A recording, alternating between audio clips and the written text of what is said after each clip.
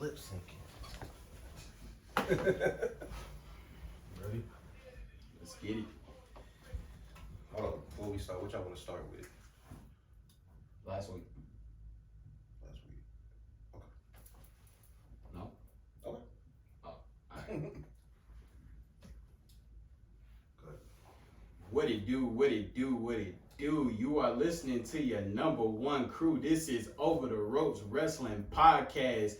This is your boy JD, aka Mr. Mic Drop. Was that you dropping the mic?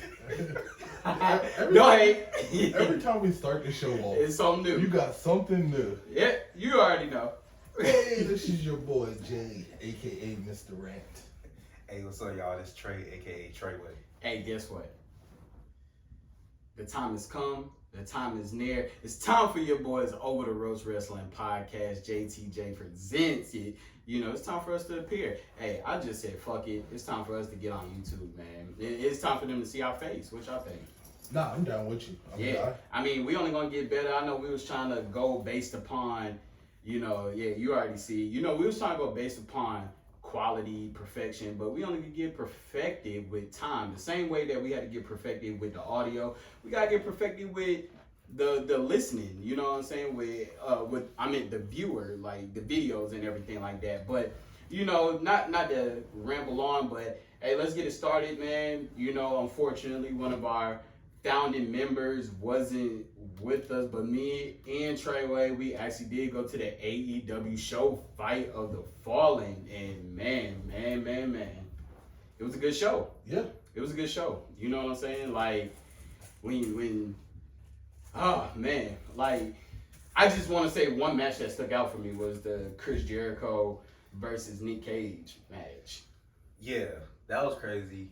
When they started breaking them the fluorescent light bulbs. Yeah. When they were breaking the lights, man, that jump, because I had watched the previous Nick Cage match just to see how gritty it could be, and they actually was pretty gritty. I know you was watching it. So you saying I missed it? Yeah, I missed it live. Yeah, man. They started off with Darby Allin and Sting. It was Elevation, AEW Dark Elevation. They were shooting for that. Oh yeah. They were shooting for that, and we got Darby and Sting. Then we got the Dynamite show.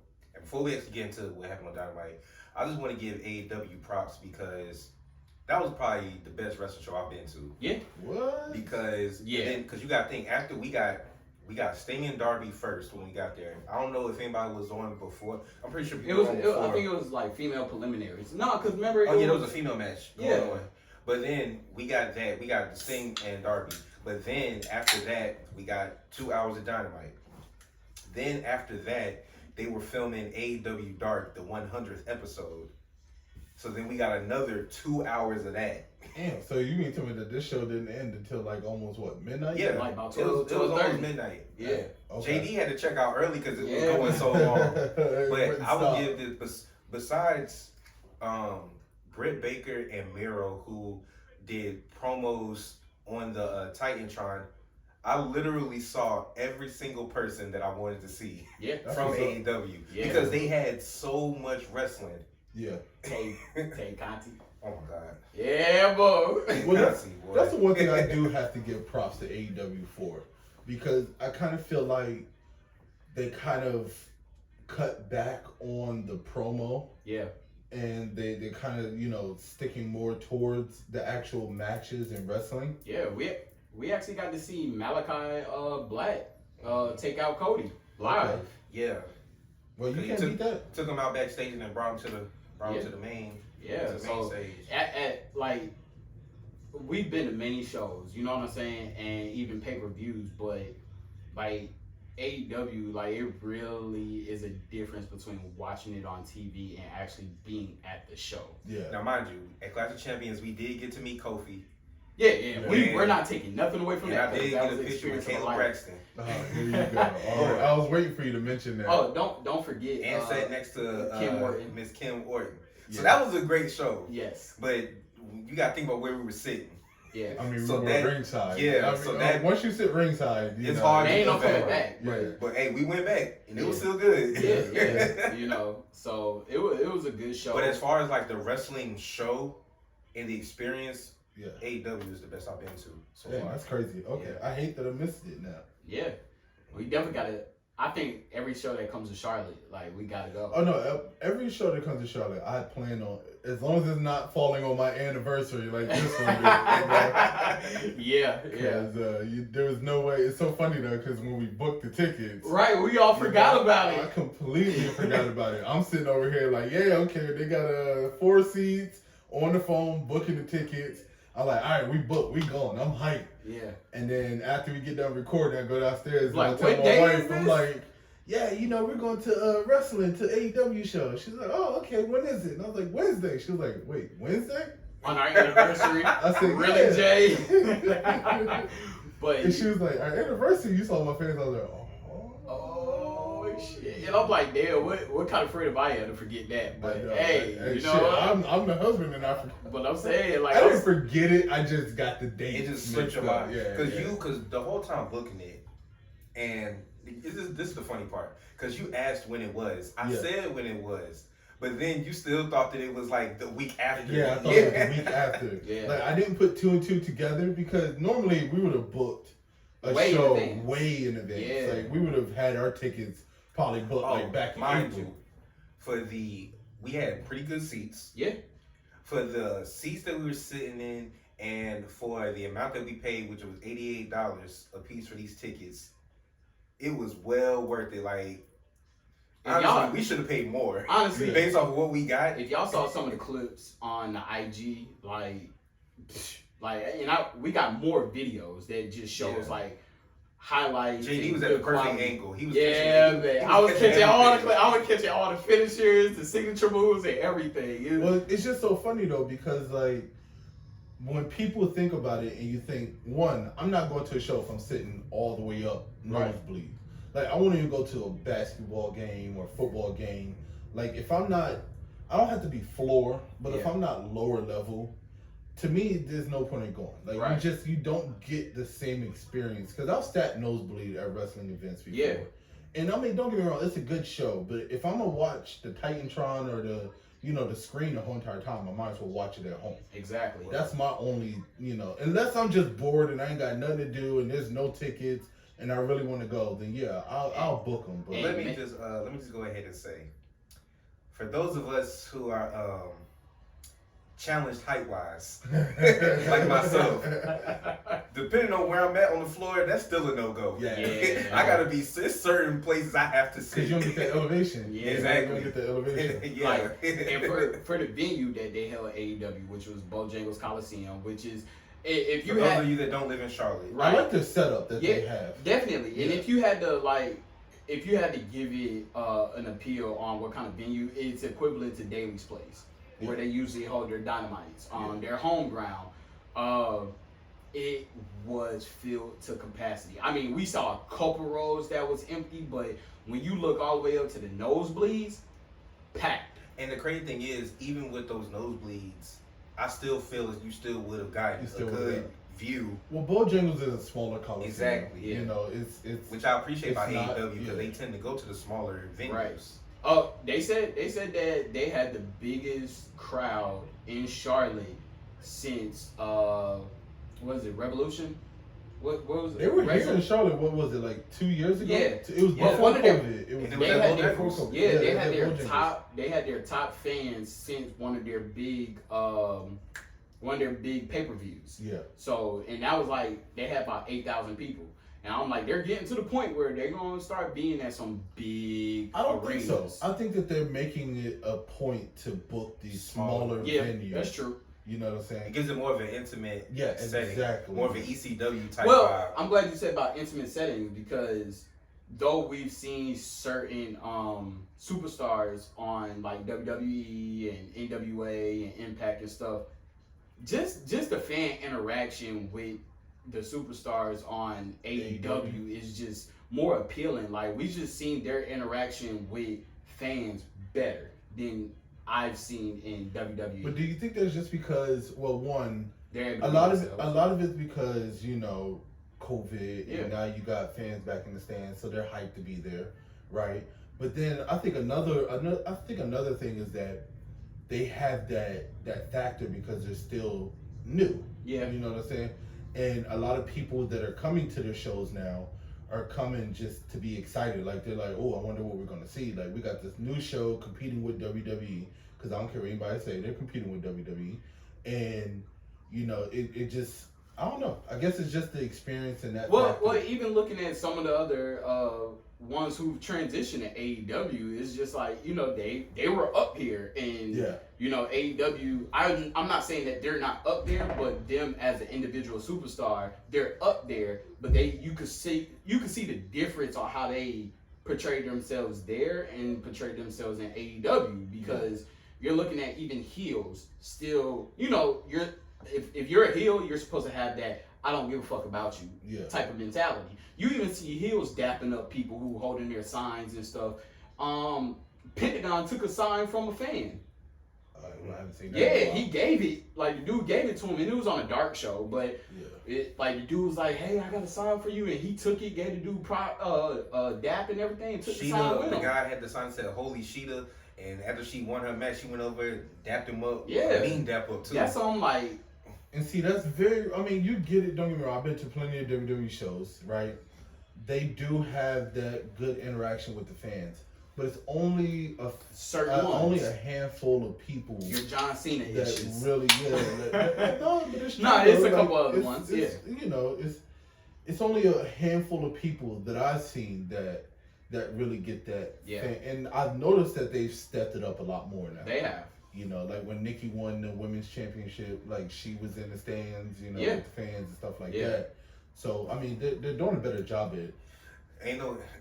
The two best was when Eddie won his, and when CM Punk and Money in the Bank, when he blew the kiss to Vince and ran through the crowd. In Chicago. Yeah. We're gonna be speaking about CM Punk here in a minute. minute. I don't know though, because to me, one of the best fan interactions was when. I don't know if you remember this, but when Daniel Bryan won the World Heavyweight Championship, and all the yes people, the people with the yes shirts. No, it was he won it, and then that was when Zack Ryder won the United States Championship, and who had the Intercontinental? I can't remember, but they all came out. Yeah, and they all came out through the crowd. Yeah, because they were all underdogs that people say like, oh, you're not supposed to be champion. Yeah, and they had all. It was like the Monday after WrestleMania.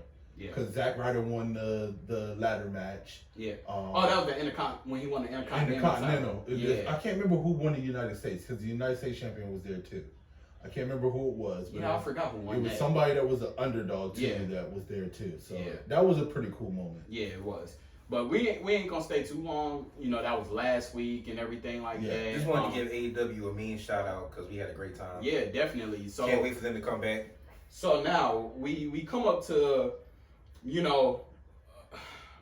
Some disappointing, very disappointing. Let's get into it, okay? It's a rant time. You ain't ran it in about 5 shows. And guess what? We on camera, so it's time to let out a good rant. I'm gonna get it. Hold on, let me get my notes. Yeah, turn that rant face on. I'm trying to figure out what the hell WWE is doing, okay? Speak on because if you haven't heard, the news is that they come to terms on the release of Bray Wyatt. Yes. Which is, to me, one of the worst moves that you could have ever done. Out of all the people that they have released in the last 2 months. Yeah. I'm really surprised. This right here is like a disappointing... And you've seen this everywhere. Social media, Google, internet search. I'm surprised it hasn't even been on freaking ESPN. And I mean, like, it seems like Bray Wyatt may have asked for his release. I don't know, because... You don't think so? Because it says that they come to terms. Well, this is the thing. So they let out some more leaks on it. Said that he got the call from John Laurinaitis, and the call was two factors: budget cuts and creative. Yeah. And everybody knows who's followed Bray Wyatt throughout the beginning with the Wyatt family to his transition with the Fiend is that he has had creative control over his characters. That just goes to show the egotistical power trip that WWE has. Yes. The fact that they don't like people having creative control. Yeah, like they literally was like they can't come to an agreement on because to me the budget thing, like I don't understand how. Okay, let me rewind before I say this, right? I get that companies do things, they have their systems and stuff like that, right? Yeah. Bray Wyatt is a superstar. The Fiend is somebody that you want on your show. Right. Okay? So if it's a matter of, hey, you know what? We're paying you too much. Okay?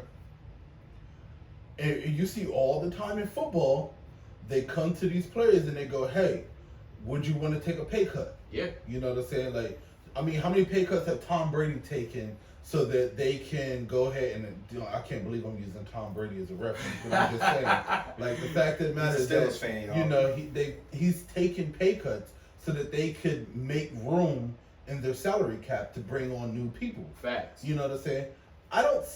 It doesn't seem like they do this here. It's like, hey, we're paying you too much. We're going to go ahead and we're going to release you. What's up with a veteran contract? You know what I'm saying? Like, you got these Hall of Fame contracts. Why not give them a veteran minimum? Like, we want you. We can provide you the veteran minimum. Yes. This is where you cap out at. But this is also what we give you. Yeah. We're gonna give you creative control of your character, right? Yeah. Long as it's not somewhere way sideways, then I don't think it was about the money. I just think money had to do with it. You know what I'm saying? Because for some reason the WWE is hurting. I just don't understand a $1 billion company having money problems.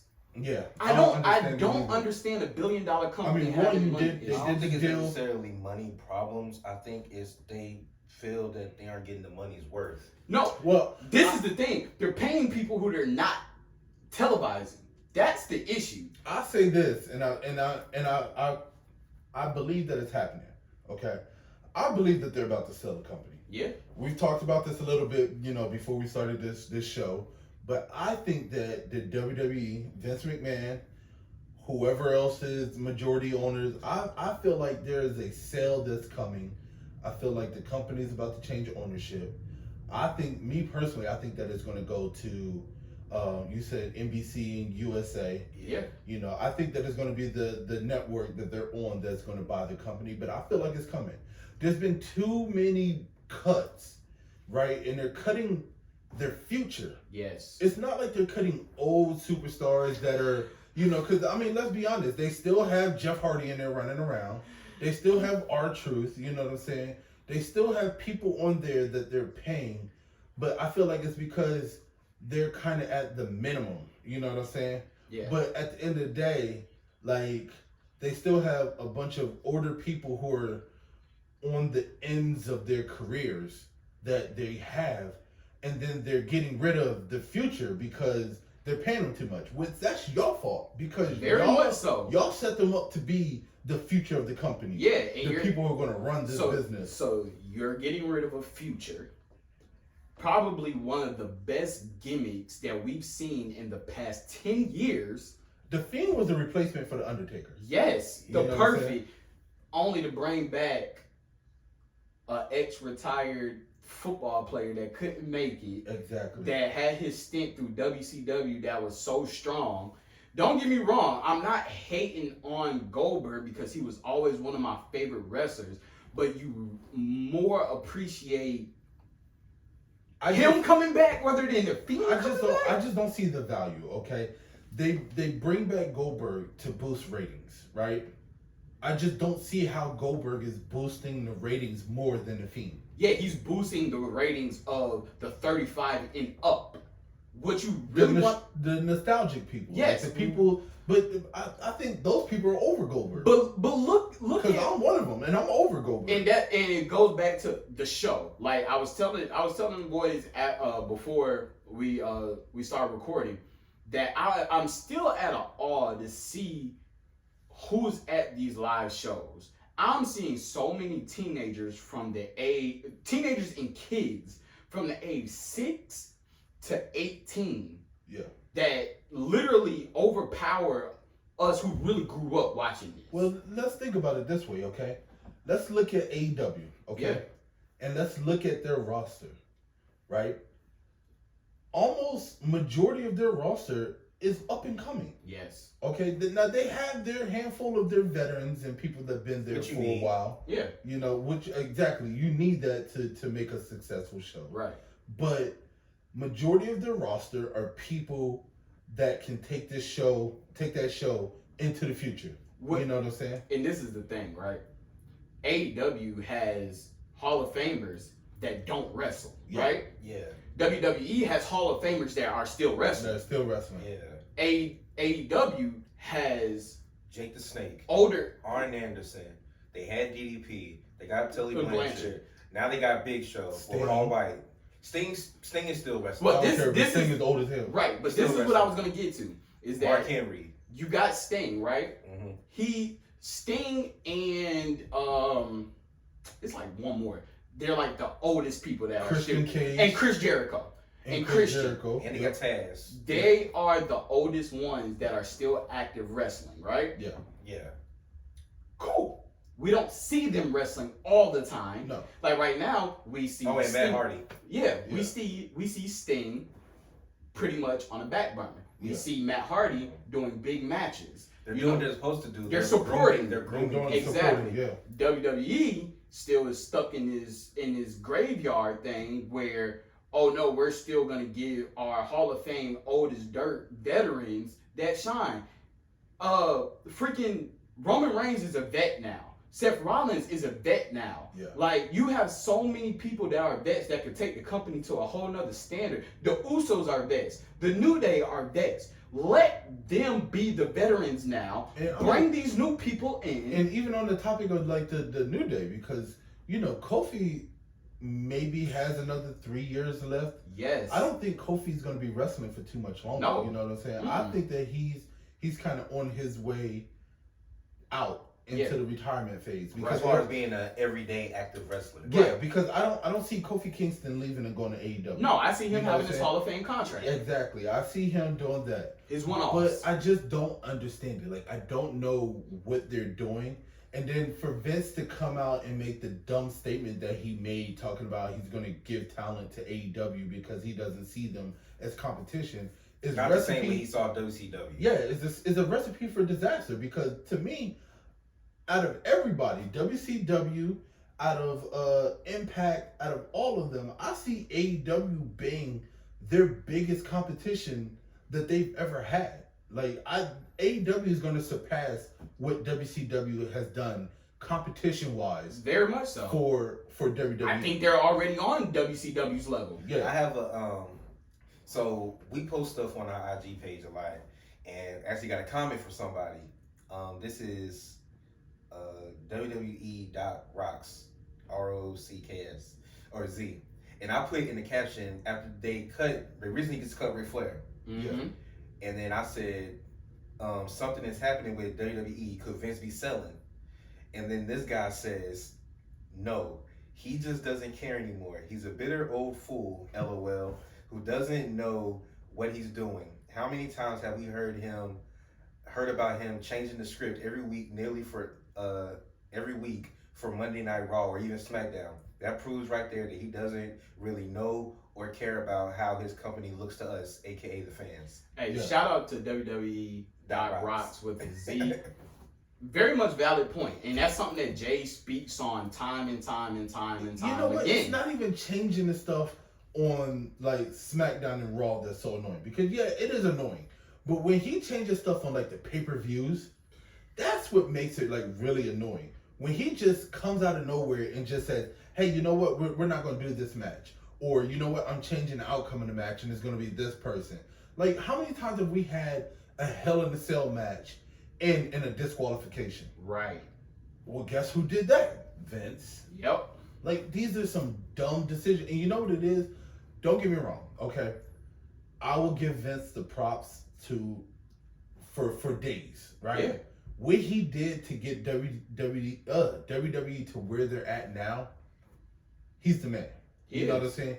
He was the person that you needed at the time to take down. I don't think anybody else could have taken down WCW. You know what I'm saying? Like, if they were running WWE, I don't know if they would have taken down WCW. They might have, because to me, WCW kind of destroyed themselves. They you know did, what I'm saying? did. They made it easy for Vince. Yeah. But now that we're getting into the future, right? Mm-hmm. And we're getting more into this technology and the stuff with the holograms and how they're doing these newer matches where they're not really matches, they're more cinematography, which I don't think we're gonna have too many of those now that we got fans back. Right. You know what I'm saying? But even still, now that we're getting more into this phase, to me, Vince is kind of like, you know, you're trying to teach an old dog new tricks, and it's not working. Yeah, he's past his mark, and unfortunately, you know, and it should not take him to die for the realization to come that it's time to pass the torch. Yeah, but it's you know what though? When you have an ego like Vince, yeah, the biggest right? ego. You have an ego like him, and like you said, like I totally agree with the guy from the Instagram post, right? He does not care about what the fans want. No. You know what I'm saying? Like, he doesn't care. Like, fans can go on WWE on their Twitter and they can blast it all they want, and they'll be beating a dead drum. Yeah. We want to see this. We want to see that. We want to see this. They we keep want to see coming that. back. No. Think about it this way, right? Now they have an alternative. When they replaced Mustafa Ali with Kofi, yeah, fans were calling for Kofi to get the championship. Yeah. Okay? They were calling for it. Vince fought that with tooth and nail. He tried to did that as hard as he could. And it got to an overwhelming point to where he just could not ignore what the fans wanted. No. Right? And that's the only thing that's what's going to take to change things, right? Fans are going to have to get to the point where they're just going to have to blast them to the point to where Vince cannot ignore them. And then finally we'll get some things that, you know, fans want. Right. Mm-hmm. Yeah. But, hey, you know. I mean, and I think about that too, is like, I remember when Triple H did that one promo and he was like, you know, all I get is the fans complaining and such and such and such and such. And he was like, oh, you want something? How about you send me a tweet? Yeah. Right? And at that point, that was Vince talking. You know what I'm saying? It was kind of like, oh, daddy made me do it. You know what I'm saying? Because when it's legit when you true, look though. at, it's true. It's but true. when you look at main roster stuff and then what he's doing on NXT, it's like, dude, like, so what's really going on? Like, you got to hit them where it hurts. Exactly. And in order for fans to get their point across and get what they want, you have to blast them on Twitter. Yeah. You know what I mean? On social media. Yeah. Once you start commenting on their social media and stuff like that, and they're also too, right? You know where the other places that you get them at? You get them in that merch sale. You know what I'm saying? They're not giving you what you want. Don't buy the merchandise. They'll make changes because we already know that majority of these matches are made based off of who's hot when it comes down to selling merchandise. Right. When the Bellas merchandise was flying off the shelves, the Bellas were on top. Yeah. When Bailey was the #1 selling merch for women for what? It was like 3 years? Yeah. 2-3 years. And then you think about now, we're in the summer of Cena, right? Yeah. And we're going to get to John Cena a little bit later. But we're in the summer of Cena. He makes one pop at Money in the Bank, right? Yep. His merch sells the fuck out. Yeah. Right? That's exactly what he needed. Yeah. He needed something to grease them pockets real nice. Well, and that's the main person. So So I definitely want to know this conversation that was had. Like, we need you to come back now. I mean, we haven't had John Cena since he fought The Fiend, 2 WrestleManias ago? And now it explains why everybody's back, Trey. The Fiend's gone. Exactly. That's why everybody's back. That's why everybody's back. That's why everybody. So I'm just waiting for Seth Rollins to go back to the Kingslayer, Beast Slayer, or whatever he was. Since we're on this topic of The Fiend leaving, right? Let's get into some of the impact from him. What does this do for Alexa Bliss? That's what I was trying to figure out because they kept her same persona. And Mickie James went on Twitter and pretty much she was saying like they gave his gimmick to someone else because they saw that she was fans are rejecting it. But they said that she was attracting a higher female audience than Bray was, so they gave the gimmick to her. But you know what though? This makes total sense as to why she turned on him at WrestleMania. Exactly. But now we never got the reasoning for that. No, never. It was Lily. Oh God. But then now it's like, okay, so we got this, but you do know that Alexa Bliss would not be where she's at right now if it wasn't for the Fiend, or I'm sorry, for Wyndham taking her under his wing. He groomed her. Mind you, Alexa Bliss was already bad as she was by herself, multi-time champion. But this character took her to a whole nother level. Yeah. And even her, she was shocked because she didn't even get a heads up. She was anticipating him to come back for SummerSlam. He was anticipating. It's just weird watching the whole thing unfold, knowing that he's gone. Like, you know what I'm saying? Like, knowing this is almost a surreal moment. Yeah, like they released him, and then you see Alexa Bliss still use this character that she has. We have no more Wyatt family. Yeah, they're gone. The only leftover member of Nexus is John Cena. True. That is true. Like, you just think about like your art. Trey look like he got a Trey thought. You're John Cena. It's like breaking up a dynasty, right? It's like breaking up a dynasty. It's like, I mean, don't get me wrong, okay? I'm not mad that at the end of the day, you're dealing with business. People come and go. Yeah. You know what I'm saying? But to me, they're getting rid of their future. Yeah. Right? And they're doing it because they paid them too much. And don't get me wrong, I'm sure everything that happened between COVID, you know what I'm saying? The Thunderdome was a hit at first, and then after a while, it kind of mellowed out. And I know they lost views and stuff like that because of that. You know what I'm saying? We're going to talk about that in a second. I know, but I'm just saying, like, instead of getting rid of your future, why not just sit them down and just restructure everything? Hey, listen, we want to keep you guys here. You guys are the future. But, you know, with everything that's going on, we got to restructure your contract. Can we meet in the middle something? Yeah, we got to work something out. I mean, look at, somebody posted up, I saw on social media, somebody posted up, and they were showing the highest paid wrestlers in AEW, right? Mm-hmm. And I think at the time, the highest paid is like $8 million, is what they're getting. Right. Transition over to WWE, and you look at their highest paid wrestlers. I mean, Roman's getting close to 20. Yeah. You know what I'm saying? At one point, John Cena was in the 30s. Yeah. You know what I'm saying? Like, don't get me wrong, I know they're athletes, and they're great at what they do. You know what I'm saying? And they're the ones that are bringing in the money. They are the ones that are bringing in the money. But, I mean, WWE's kind of digging themselves in the ditch because, as you can see, they can't afford to have... The reason why Hall and Nash left initially was because of more money and less days worked for WCW. And Kevin Nash even told Vince back then, I will take less money, but you gotta guarantee me. You gotta give me a guaranteed contract. And Vince at the time didn't do guaranteed contracts. Yeah. So you gotta think about how he shifted from not paying people that much, not doing guaranteed contracts, to now overpaying people.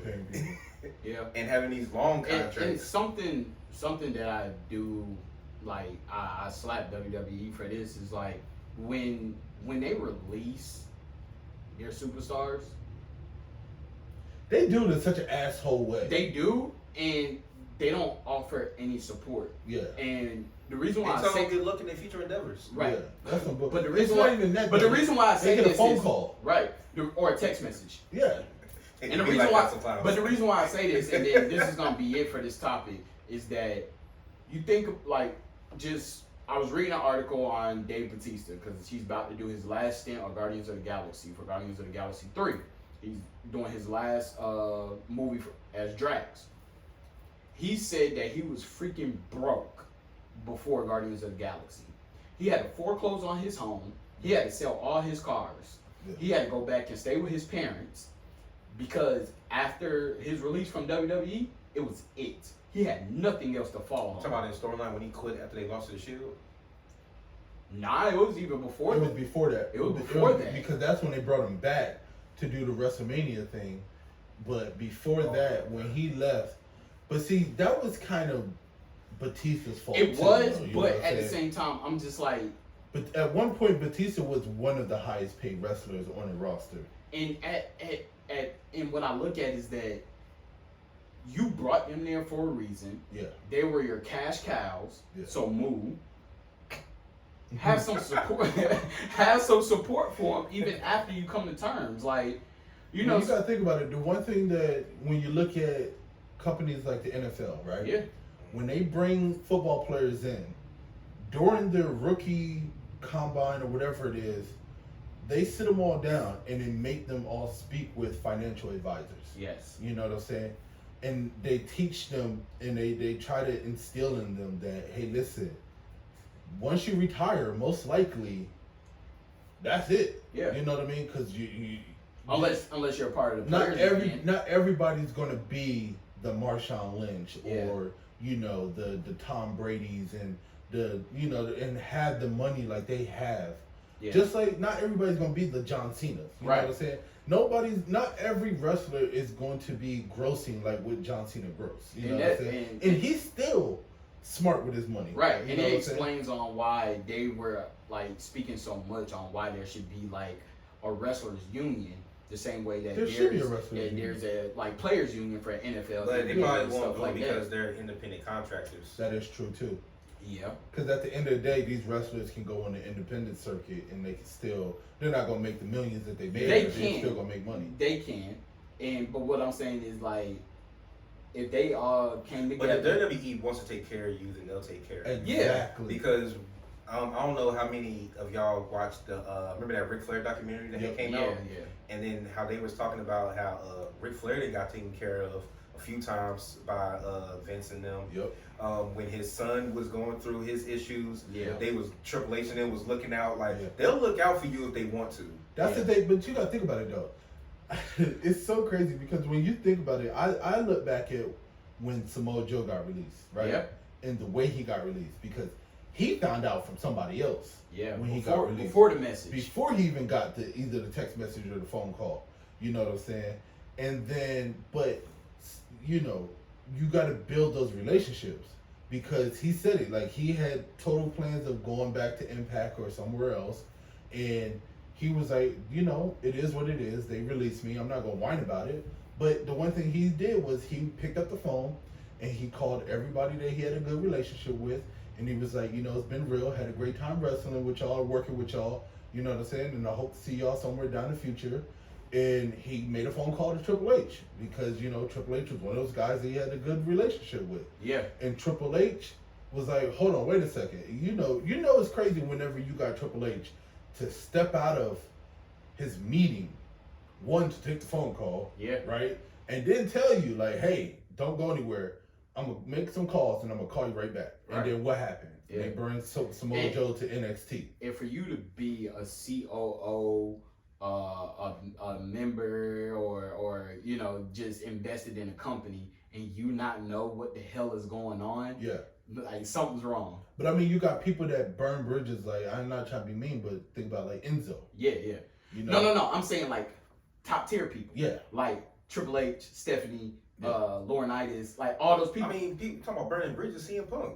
Yeah. Because him and Triple H hate each other. But what I'm saying is, like, for the Samoa Joe thing, Triple H didn't even know that happened. Yeah, he didn't even know he got cut. Until Samoa Joe said something. Exactly. Like, so it's like, dang, so... I guess Vince's way of getting around that is he's not NXT, so it's none of your concern if I release him or not.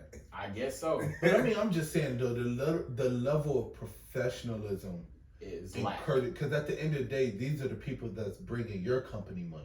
Yeah, you know what I'm saying? And to do them like that is just ridiculous. I mean, you can't, as the chairman and the head of the company, you can't say, hey, I need to see you in the office, sit them down, have a conversation with them and say, hey, listen, man, unfortunately, due to this and this and this, we're going to have to release you. Yeah. But, you know what I'm saying? Like, hey, if you ever need anything, you know what I'm saying? This isn't the end for you in WWE. There could be a chance that because we see all the time where they leave, go somewhere else, and then a couple of years later, they're back in WWE. Right. You know what I'm saying? But they don't even get that. Yeah. Like, who wants to come back to that? Like, why would you want to come back and re-sign, like, after that? I wouldn't. It don't matter how much money you're throwing at me. Right. Speaking of comebacks and money in WWE, so the Thunderdome might be coming back. Yeah. Due to this Delta increase. Do you think if the Thunderdome comes back, it will have the same impact that it had when it first debuted? No. I think that if SummerSlam has to be hosted at the Thunderdome instead of live, but where's it supposed to be at? Allegiant Stadium in Arizona. Okay, so if it's not in Arizona and they have to bring the Thunderdome back? No, SummerSlam is at Vegas. Yeah, Vegas. Allegiant Stadium is in Vegas. So yeah, if they are not able to do that, I can see them changing the show around also. Because a lot of times, remember, we kept saying that they were saving people for when they got fans back for certain reactions and certain things. I think that you may see endings of matches possibly changed. You can see everything change. You can see, like, who knows? We may have seen a Big E cash in. If they have to go to the Thunderdome, we may not get that. Right. Because they want that pop of Big E cashing in and winning the world title. Yeah. Like, it's a lot of things that could change if they have to go back to the Thunderdome. If they go back to the Thunderdome, I feel like the whole pay-per-view is going to be changed around. Yeah. Like, the whole entire thing is going to be completely different from what they originally Because did. what we know is... Hell, we got Vince running the show anyway, so the whole pay-per-view is probably going to change anyway. Right during the show as they, kick off the opening fireworks. But yeah. So for right now, what they're saying is that everybody's going to be mandated to wear masks who want to attend. Okay, well, first of all, let's make sure we get this, because the SummerSlam is sold out. Yeah. Okay, sold out. And Allegiant Stadium is a stadium. The way that they set it up is they're able to hold right around 100,000 people in there. Yeah. Okay. So you got Vegas Raiders. Exactly. So you got 100,000 people that are already planned to attend SummerSlam. Yeah, across the country. The real one why they're not going back to Thunderdome is because then they're going to have to refund all them people their money. Yeah. Okay. They're not going to do that, right? So they're going to make them wear masks, right? You're going to have a lot of people who are going to be unhappy about it. You know what I'm saying? You're going to have a lot of people that's going to be demanding refunds, and I'm not coming. Just a refund anyway, just because of that. Yeah, like, I'm not coming if I got to wear a mask, because we know how defiant people have been when it comes down to the mask thing, which that's far out of WWE's control. You know what I'm saying? And then a short aside, at AEW, there were a lot of people wearing masks. Yeah, it was a couple in front of us that were wearing masks. Yeah, a couple in front of us wearing the mask. When me and one of my friends that came to the show, there was a guy that wore a mask. He was like, I don't trust these people. So he didn't know these people. So he's like, I don't trust these people. So he brought his mask. Yeah, exactly. So I had one with me, but me too. I don't see the problem. But ain't nobody trying to get political up in here. Do we see this being the last live show? No, I just think that for a minute. I know. I think that from here on out. I think that from here on out, whenever they have shows, they're just going to go back to the mask mandate. Okay. Or do we see... Or it's going to be spaces in between. Especially if it's in a high-risk area. Yeah. Or do we see live shows now being Thunderdome? Nah. And just, they say the fans for... As long as the CDC is going to allow people I can see to be in gatherings, I believe that there's going to be live fans. Yeah. They're just going back to wearing masks. I think that they're going to go... I don't think they're going to be as packed anymore. Yeah. You know what I'm saying? Instead of... After SummerSlam, because like I said, they're not going to refund them people the money. But after SummerSlam, just let's say on a live show, they got like maybe about 30,000 people in the stadium. You know what I'm saying? I see it being like maybe 20. At any point, do we think that it's going to go down to you have to be vaccinated to attend a live show? Yes. Possibly. Yeah, I could definitely see that. Yeah. And then I was going to say, because when it comes down to mask or no mask, the real fans that really want to go are still going to go. They're going to wear the mask. Because AEW have been having fans for the longest. And even though it was spread out and it was 6 feet, they were wearing a mask. They were always wearing a mask. Yeah. The real people that want to go see the wrestling will wear the mask. So honestly, if I'm WWE, I'm not really concerned about all that other stuff. Like, the people that want to show up are going to show up. Yeah. Yeah, no, they're definitely, don't get me wrong. there's going to be fans there. Do y'all think, regardless? Do y'all think Rolling Loud and Lollapalooza had any justification? First or of all, like, just to touch on that real yo, those super spreader events. Did you see Lollapalooza? Look like an episode from SpongeBob. My God. Okay. Yeah, even the I don't know how many of y'all watched it, but the Dipset vs. Locks battle on Versus. Yeah. It was mad people in there. Yeah. Like, but they said that none of them people had masks on. At all. None of them did. At and all. I guarantee you they weren't vaccinated. And then Rolling Loud, we already know that Florida's always going to be a hot spot. Of course. Yeah. You know what I'm saying? And Miami, none of them people at Rolling Loud had masks on. So, but you know, people, like I said, you're always going to have people that are going to be defiant. If you tell somebody, hey, you got to do this, they're going to naturally defy you and be like, you can't make me do this. You know what I'm saying? Or try to find a way to get around the rules. Exactly. Like they'll wear a mask walking into the building, but then take it off. Yeah. And without getting too political, because I don't want to get political on here, but you know what I'm saying? When it comes down to requiring people to be vaccinated, I see it coming. Yeah. Just because of the way, the direction that everything is going, it's a requirement that it's coming. Do I think it's necessary? I don't know. I'm not going to give my thoughts on it, but I do see some of these places, because at the end of the day, like, to attend something, you have to abide by the rules that, you know, these stadiums and owners place. You know what I'm saying? And just like these grocery stores or just stores in general, they made it where masks are required to enter. We saw how many people got arrested for going into grocery stores and stuff like that. So yeah, I don't think that they're going to get rid of group settings, because right now for the economy they need it. Yeah. You know what I'm saying? But I think that they're going to make it where, hey, if you don't wear this mask inside, you're going to get kicked out. Yeah, I see it being more of a, not a mandate that everyone has to get it, but I think it's going to be a mandate without it really being a mandate. Because like you said, they'll just pretty much be like, you don't have to get it, but if you don't have it, you can't go here. Yeah. It's going to be Bro, one of they're those. talking about so much stuff. They're talking about vaccinated cards that you're going to have to show that you have your vaccinated shots. Like I said, I'm not going to get too political and stuff like that. Yeah, this ain't the show for that. But I see a lot of stuff. I see a lot of stuff. Yeah, I see a lot of stuff coming. You know what I'm saying? Because at the end of the day, these owners of these stadiums and stuff like that, they're gonna fall in line, right? Because they need the revenue and the income. Yeah. Think about how much money they lost with a year and a half of, you know, no sports. Yeah. In these stadiums, you know what I'm saying? These stadiums are just sitting there empty, pretty much. Mm-hmm. So stay tuned to see what unravels for the It's rest gonna of be the summer. interesting. It's gonna be interesting to see how, because I feel like SummerSlam is gonna be the tester to all of this stuff that's about to go down. Speaking of SummerSlam, so we had a little bit of, I wouldn't say controversy, but we seen some underhandedness for somebody in particular to get what they want.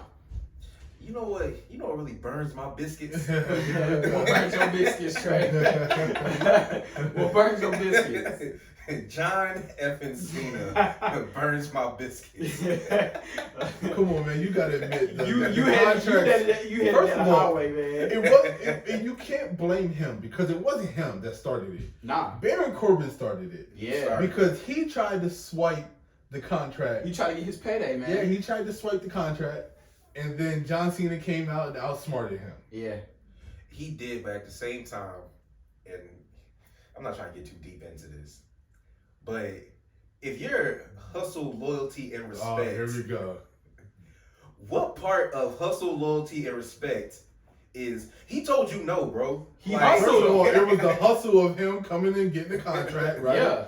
It was the respect because he signed it right in front of him and let him know, like, hey, I'm coming for your championship. And I don't know where the loyalty factor comes out. None. He stayed loyal. He stayed loyal to his word. There you go. He said that he was going to fight him at SummerSlam. But now that we have the contract, hold on. I do feel sympathy for my dog Finn. Yeah, I feel bad, man. I wanted to see Finn versus Roman because I'm not gonna lie, I was hyped for that. Yeah, because Finn, he's owed his due. Oh yeah. As the first inaugural. Inaugural. Shit! Hold up now. Inaugural Universal Champion who's never got his championship back. No. Like they did Finn so wrong. Again. And then when he come back, they bounce him down to NXT, and don't let him get the NXT title for I don't know how long. Man. You know what I'm saying? Like, and here we go again. Yeah. Like, you know, so they doing my boy Finn Balor dirty, man. But the crazy thing is, let's say that Corbin was able to interrupt the contract signing and sign the contract. He wasn't gonna win. No, they weren't gonna honor it. No, they weren't. They weren't gonna honor the fact that he signed the contract. Nah, they weren't. They weren't. That's what I'm saying. It's like, I understand that you're John Cena, and you know what I'm saying, when you're a certain person of a certain stature in certain companies, you do get away with stuff. That happens in everything, not just wrestling. Listen, okay, let's get something straight. One, this is John Cena we're talking about here. It's the summer of Cena. 2, this is championship number 17. Okay, that he's going for. This is a record-breaking championship match. Oh, and if this has to go to the Thunderdome, he's definitely not going to win it. No. Definitely not, because he's not breaking no record in no Thunderdome. Yeah. So, and then on top of that, I've always said if John Cena does make history, it's only going to be on one of two places: SummerSlam or WrestleMania. Those are the only two stages. I don't think it's going to be WrestleMania. WrestleMania is obvious, right? It's the obvious and clear choice. But we still got somebody that we're forgetting about that is due another championship reign. And it's the perfect setting for WrestleMania. And that's John Cena versus Edge. Yes. That's where WrestleMania is coming down to. It's coming down to John Cena versus Edge.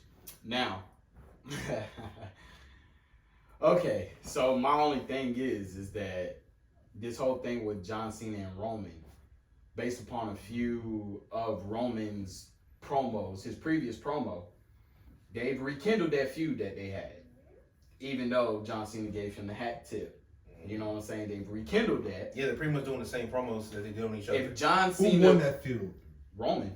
Exactly. So if John Cena wins, now we're going into that trio. Yeah, but that third match can take place. It probably take place at the Survivor Series. It can take place at Royal Rumble. I agree with Survivor Series. It could be a rematch at Mania. I don't see it. I just don't see it. But I don't this see is them extending that feud out that long. Royal Rumble. So there is a chance, right, that yes, I would agree with John Cena versus Edge at WrestleMania. Record breaking, right? Yeah. I still see we could have a John Cena heel turn at WrestleMania after Edge wins. No, definitely. I'm not going to throw out the John Cena heel turn. Right. Even though me personally, I don't think it's going to happen, right? Because it was supposed to happen so many times, and then we had old man Vince who came and scrubbed it. Well, I don't necessarily see John Cena performing a heel action himself. I see other people and him not doing anything. Baron Corbin and KO. Oh, here we go. I mean, you got to think about all the rumors that are surrounding John Cena, okay? Yeah. At one point, it's supposed to be John Cena's forming a new Nexus. Yeah. Then it went to John Cena's forming a new NWO. Right. You know what I'm saying? Like, and now he's going to do the C Nation. No, he's going to do the Chain Gang. Okay, C Nation, Chain Gang. There's two new ones that we're going to throw into I know, the right? mix. You know what I'm saying? Nobody knows, right? They can't decide what they want to do with John Cena because they can't afford to let him go heel. When John Cena's hot, he is the number one selling when it comes down to merchandise. Yeah. Right? Every person wants to buy John Cena merchandise for their kid. Every kid wants to be John Cena. But let me ask you something. But JD's son's wearing John Cena merchandise right now. Hey, we ain't throwing my son in this. No, but the reason why I make this point is because this is the same thing that happened with Hogan. Right. This is the new age, new day version of Hulk Hogan. Right, but what happened when Hogan put on that white and black? Yeah, but Hogan had to leave the company to do that. Huh? Hogan didn't go heel in WWE. Oh, no. That's what I'm saying. No. Hogan had to go to WCW. And his act got tired and Exactly. And tired and boring. And people were booing Hogan and they were over Hogan. and he had to make that switch. John Cena's act is tired and boring. The only difference is because the show is more kid friendly, is he's able to keep it. I don't think it's because it's so kid friendly. I think it's just because he's been gone for so long. Well, that's why I think he needs to turn heel now. Because even so, like this 100% love that he's getting ain't gonna last forever. Well, and even so, we're not seeing that Roman's getting 100% booze when John Cena I'm gonna tell you right out. now, this 100% love that John Cena is getting right now is going to extend even longer if he gets that championship. Oh yeah, it will.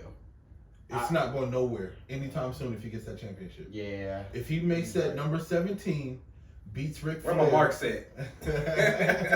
It's not going anywhere. Smarts. You gotta think even when we had the Icon versus Icon and Hulk Hogan faced The Rock, right? Yeah. On that level, it was like Hulk Hogan got all his love. They turned The Rock heel by default. And only defense though, right? Hulk Hogan was kind of already transitioning back to face. Yeah. Because he was already doing stuff against NWO and he was singling himself out and doing all of that. So that was already in the making anyway. Yeah. But we have gotten not one type of hint whatsoever of John Cena going heel. Yeah. He hasn't done not one thing that's heel worthy or heel-ish. And I seen one of his interviews. He was like, "Well, when I was Dr. Thugonomics, wasn't I already heel enough?" Technically, he was a heel when he was. He was though. He was. The oven is on 400. He was. And the biscuits are black. He was heel. He was heel. He was heel, but that was so long ago. I know. I get that. But what I'm saying is that was so long ago. What I'm saying is that though he was. That was damn near 20 years ago. But he was still heel. Hulk Hogan came in as a face. It was a face for the next 30 years. Yeah. John Cena came in with the ruthless aggression, and then they quickly deaded that, and then he went to the Thugonomics, and he had 2-3 years, and then finally he went to the Chain Gang C Nation or whatever it is that he went to that he's doing now. Yeah, I mean when he became the Marine, looking like a pack of Fruity Pebbles. So what I was gonna say was, as far as Cena, like. I know, because they've already done this whole summer of whatever, because they did it with CM Punk in 2011. Now, I could actually see them playing up this whole summer of Cena, but him still not winning the championship. Right. Now, whether WWE has the balls to do that, I don't know. They do. Yeah, but it's John Cena, so I don't know if they would. They would. Oh, shit. Because he's going to agree to it. It doesn't matter. Lapdog. Oh, you mean what he's calling Roman? I mean, he is a prodigy of his own environment. I think we're just going to have to wait to see. I think we're going to wait to see. Yeah. But I don't see it happening anytime soon. Just me personally, don't see it happening anytime soon. So, I'm watching John Cena sign this contract and I'm getting mad all over again. So, the next one is we got confirmation it will be Goldberg versus Lashley. Oh, God. Do we really got to touch on this? Yeah, because depending on what happens, we could have some interesting things. Now, okay, so here's my thing, right? You know, I've made my statement when it comes down to Goldberg. That horrible old man spear that he gave MVP. Old man on old man. Yeah, just kind of confirmed what I already said this match is going to be. Okay. What I want to do now, since we got this recording and it's on video, all right, I'm going to say that we're going to get out of Goldberg 4 spears, and we're going to get 2, what's his? Jackhammers. Jackhammers. 4 spears, 2 jackhammers. Okay. All right? Yeah. Bobby Lashley's going to give us 3 spears. Okay. 1 jackhammer. 1 jackhammer, and then we're going to get 2 hurt locks. That Goldberg's going to break. And Goldberg's going to win. I don't think Goldberg's going to win. I'm going to tell you why Goldberg's going to win. Right? Because we have not had any solidification that Brock Lesnar's coming back. Yeah, true. 2, Drew McIntyre cannot compete for another WWE As long as Bobby Lashley has the title. Right. And they are feeling remorse for him because he only held the championship throughout the COVID era. Right? And then I got a sleeper for y'all. The mic is about to be dropped. Oh, the next big thing. Bordox. Okay. He has not came to NXT, right? Mm-hmm. Because they're training him to go full roster. I mean, I can see that. The next big thing, I guarantee you that He ain't gonna debut at SummerSlam. No, I don't think he'll debut at SummerSlam, but I guarantee you that if Roman loses, he gets rid of Paul Heyman. Paul Heyman will now go to the next big thing. Yeah. Which is this guy, the second coming of Brock Lesnar. There we go. So if Roman drops Paul Heyman, you still see the bloodline still being a thing? Yeah. Yeah. Yeah. Yeah, They don't need because Paul he- Heyman. Because now he's gonna need family more than anything. They don't. The bloodline right now technically I don't does see- not need. They don't need Paul Heyman. Roman's staying heel until close to the end of his career where he'll turn back face. But y'all forgetting a major thing, okay? And this is the reason why. This is my opinion as to why I don't think that Goldberg is going to win. Because we still got Big E with the Money in the Bank. True. I see him catching in on either one. Two, we still got the New Day that's on Monday Night Raw. True. Okay? Right. And I said this Yeah. last episode. We did talk about it. I'm going to continue to say this. Vengeance. Big E is cashing the Money in the Bank On Bobby Lashley. on Bobby Lashley. And see, Because once he cashes in on Bobby Lashley, then it puts forth the Bobby Lashley versus Big E, where Big E can then get the vengeance for Kofi Kingston and Xavier Woods from the beatdown that Bobby Lashley put on I him. agree with that. It do won't agree happen with that. it won't happen the same way if he cashes it in on Goldberg if Goldberg wins. I mean, if Goldberg wins, they probably would do It'll probably be some stupid triple threat match or something No, like it'll that. probably be a rematch, and Bobby would get it again, so he'll be a two-time world champion, right? And then have Big E cash. Because in that's on what it. Drew McIntyre. Drew McIntyre lost it to Randy before Survivor Series, and then won it right back. Yeah. So, yes, I do agree with Big E cashing it in on Bobby Lashley. Just don't know when. But in Goldberg's contract, he is promised a World Heavyweight Championship. He already got the one when He already got beat, Universal, but he's guaranteed a World Heavyweight It Championship. don't mean that it gotta be right now. This is it. No, the way that they keep bringing back Goldberg? I get it, but ain't this the last year of his contract? I think so. Okay. The And year ain't up yet. That's true. The That's year's true. not up yet. It's true. That's true. It's true. I just don't see it happening right now. Hey, we're just gonna have to wait and see. I think we're gonna Because this some stuff, man. Anybody got anything else? Are we missing anything? We could talk really quickly that it's pretty much looking like Adam Cole is done with NXT and WWE. Yeah. His contract has expired, and Yeah. he's going to work through Takeover SummerSlam weekend. But Yeah. after that, it looks like he's going to be on his way out. Yeah. You know, I'm kind of happy for him because the WWE is missing out once he goes. And, Yeah. he's done, and how many times have we said he's done everything there is to do on NXT? Yeah, I was gonna say, He's won every single title. There's another talent that they're gonna let go and go to the competition, and then he's gonna shine and do what he does against the competition. So, oh well. Yeah. I mean, I would have loved to see him on the Raw SmackDown, but I think that him going out on top as one of the top dogs at NXT is a great way to go out. I mean, isn't he is officially now the longest reigning NXT Yes. champion? Yes. He was that before he lost the title. Exactly. Yeah. So I mean, that's one person that's put NXT on his high pedestal. yeah, he carried NXT He did. for a very long time. Yeah. So, So you know, if he does leave, Well. hey, good wishes. You know, I hope wherever else he goes, they let him shine. I think they will. Mm-hmm. I think they will. You know, seem like everybody's picking up these diamonds in the rough. They're not even in the rough. They're diamonds. Yeah. So you want? It's just that the WWE keeps pawning them. So real quick.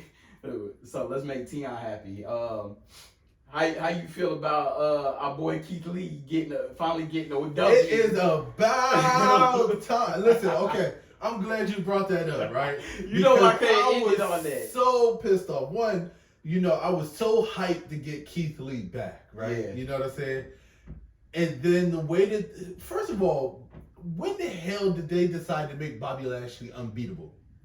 Like, come on, Bobby Lashley. When he got rid of the women and the liquor. Whatever, man. Bobby Lashley has been beat by scrubs. Yeah. By Well, scrubs. so had Drew McIntyre before they made him a godly figure true. too. That is true. Yeah. When they want to rebuild you, they'll rebuild you and act like your past Not never happened. against, not against my boy Keith Lee though. Why y'all making almost indestructible? Listen, we ain't got no time to talk about that. Okay, we gonna have to touch on that on the next episode. I like that they did that though. No, like don't. I said, we'll go forward. They're gonna nerf him the same way they did Braun. Yeah, they are. Braun was indestructible until all of a sudden, Sami Zayn beat him. Anyway, Yeah, it was the dumpster match. But anyway, hey man, we appreciate y'all listening. We appreciate y'all tuning in. Like always, definitely we're gonna be dropping some knowledge, some bombs, some updates, and everything on social media. Hey, we about to take this jump to a whole nother level, man.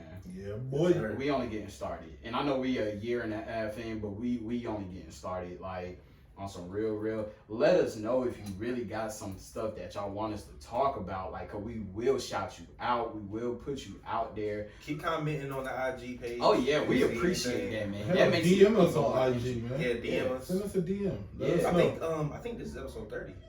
I think so. episode I 30. looked it up. I was going through our stuff last night. I believe this is episode 30. So Episode 30 us. straight. Hey, 30. Yeah, this is number 30. I mean, Whew. Yeah, I mean, I'll go back to confirm that. But I right. think so. either way, it's still a big number for Hey, us. it's definitely a big number. Like, man, it's just the love. You know what I'm saying? That's what we appreciate. Because we know we ain't alone in this. I've seen so many people like just walking around in the grocery store. I seen this dude that I plugged the IG to, and I ended up seeing him again. He was like, "Hey man, I listen to y'all podcast. Y'all junk is legit." And I'm like, "Hey man, appreciate that." You know what I'm saying? Definitely. Like, so if you're a wrestling fan, definitely tune in. Shout out to the other podcasts that are out there. Like soon, very soon we want to collab. Definitely, even if it's virtual. You know what I'm saying, or whatever. I don't want to collab virtual. Like, trust me, I want to collab, but virtual ain't in it for me. You know what I'm saying? So like, I need that energy. Like, Yeah. I need that face to face, that chemistry, that stuff. And it's so hard because like I want to collab. You know what I'm saying? But I'm trying to wait and hold off a little bit. Yeah. Just me speaking. Just saying. You know what I'm saying? Because like to me, you get the best out of somebody whenever you're face to face with them. True. Versus virtual. You know what I'm True. saying? Virtual, I just feel like it's so limited to what you can do. You know what I'm saying? I get you. But definitely want to collab. Oh yeah. Yep. So with that being said, thank you for listening. This is Over the Ropes Wrestling Podcast. Once again, it's your boy JD, aka Mr. Mic Drop. Hey, this your boy, Mr. Rant. Hey y'all, this is Trey. Why you changing the I know, right? Like, Yeah. I guess that was for the ladies, the lady Exactly. listeners, But anyway, deuces. We catch y'all next week. Peace.